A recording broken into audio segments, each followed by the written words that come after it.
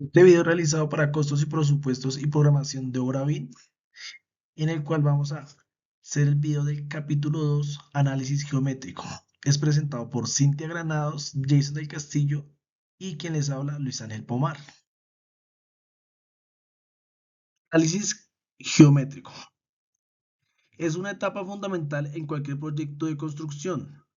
El análisis geométrico consiste en transformar la información de los planos en datos numéricos precisos. Es decir, pasamos de ver dibujos a obtener medidas reales como áreas, volúmenes, longitudes y cantidades de materiales. Este proceso es muy importante porque nos permite calcular correctamente el presupuesto de la obra.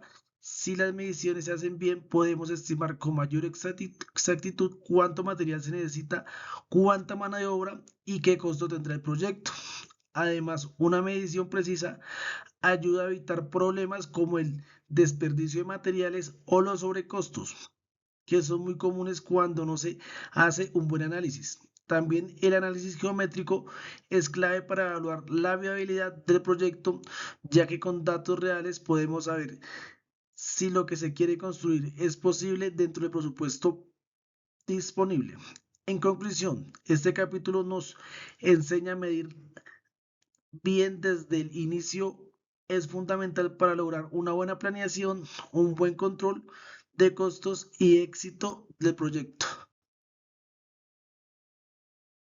Clasificación de actividades de obra. En primer lugar están las actividades simples, son las tareas básicas y específicas que generalmente requieren un solo recurso, son las más fáciles de ejecutar y controlar. Ejemplo de esto son la excavación manual de zanjas, demolición de un muro o la compactación del suelo. Estas actividades suelen ser unitarias y bien definidas.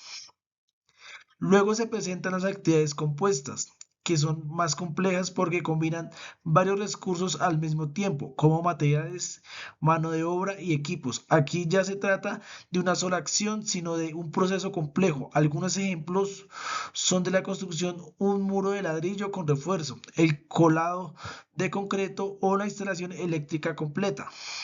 Finalmente están las macroactividades que corresponden a grandes etapas o capítulos del proyecto. Estas agrupan múltiples actividades simples y compuestas dentro de un mismo sistema constructivo. Ejemplo de esto son las estructuras de concreto, el sistema de cimentación o las instalaciones sanitarias. Buenas noches. Entonces yo les voy a hablar del análisis geométrico y lectura de planos. Bueno, el alcance del proceso. En este proceso, la cuantificación comienza con la determinación precisa de las dimensiones. Es decir, nosotros tenemos que empezar a dimensionar para así poder como calcular el material, sacar cantidades, cuánto material se va a necesitar. Entonces, eso es un proceso que con planos que nos entreguen ya de diseño y demás, entonces entramos a sacar las cantidades, largo, por ancho, por alto. En ese caso sería para sacar volúmenes. Y también entonces se sacaría para las áreas. Seguido a esto, vamos con la lectura técnica, la guía de lectura técnica, que es ya cuando vamos a interpretar los planos. Esto tiene que hacerse correctamente, saber diferenciar las escalas. Esto es muy importante porque las escalas es lo que está en el papel, hacia lo que está en la realidad. Entonces tenemos que saber bien el tema de las escalas, las convenciones, que es varios símbolos que se obtienen en los planos. Entonces tenemos que saber diferenciar los planos. Y la localización, que es como tal para poder localizar los ejes y demás. Luego continuamos con los sistemas de cómputo de cantidades. Estos son unas diferentes metodologías que se utilizan según la necesidad del proyecto. Primero está el sistema eje universal. Este se aplica principalmente para estructuras y cimentaciones y por medio del control, ayuda al control mediante una cuadrícula. Luego sigue el sistema de recintos. Este se utiliza más que todo para acabados e interiores. Entonces, la medición detallada por habitación o por cierta cantidad de áreas específicas. Los recintos acabados, perdón, el método de Vargas, proyectos complejos con auditorías, estructura matricial que evita la duplicidad de los datos. Y el sistema inglés que se utiliza harto para la instalación de tuberías, ya que se utiliza en pies y pulgadas. Bueno, en este caso hablaremos de movimientos de tierra y cubicación. Son métodos de medición. Para gestionar el movimiento de tierras, primero debemos cuantificar. Utilizaremos dos métodos, el de perfil y lo que es la cubicación en planta.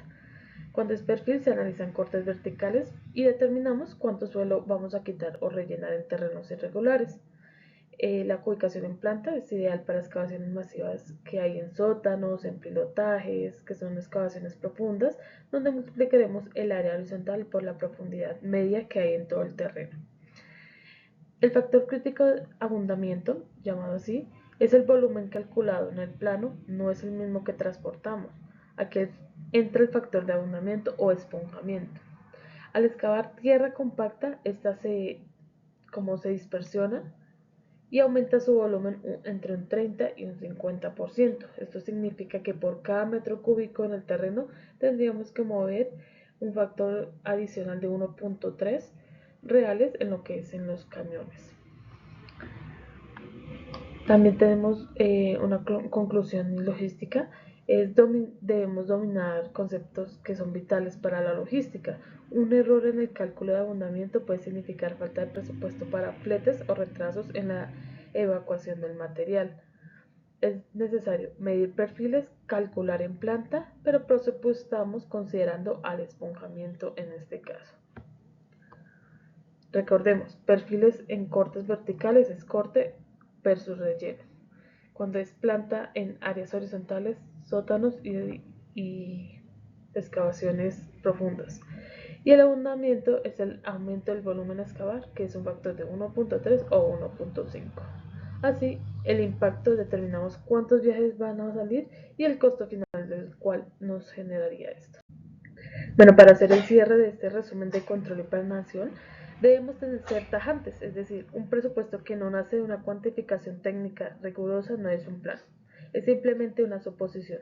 Como ingeniero, nuestra labor no admite conjeturas, requiere la precisión geométrica que hemos analizado previamente con la ubicación y los perfiles. Recordemos el triángulo del éxito. La única forma de organizar y controlar con éxito es manteniendo el equilibrio, nuestro triángulo fundamental, tiempo, calidad y costo. Si fallamos en medir técnicamente el volumen de obra o el factor de abundamiento, perdemos el control del costo. Si descuidamos los tiempos de ejecución, comprometemos la calidad al final. Entonces me gustaría que ustedes supieran que en la obra lo que no se mide no se controla y lo que no se controla se pierde.